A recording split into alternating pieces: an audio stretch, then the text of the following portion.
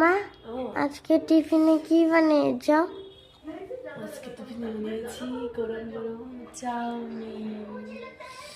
দেখো ক্যাপসিকাম দিয়ে কি কি দিয়েছি এটার মধ্যে, ক্যাপসিকাম, আদা, তারপর কাঁচা লঙ্কা, সয়া সস, টমেটো সস দিয়ে বানিয়েছি। তো খেতে কীরকম হয়েছে বলছি।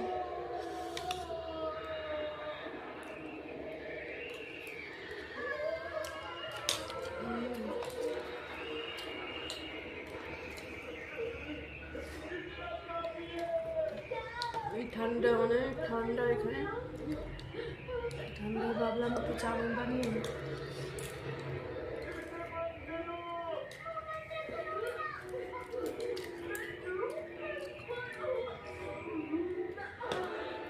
এই দেখো কত বড় বিস্কিট।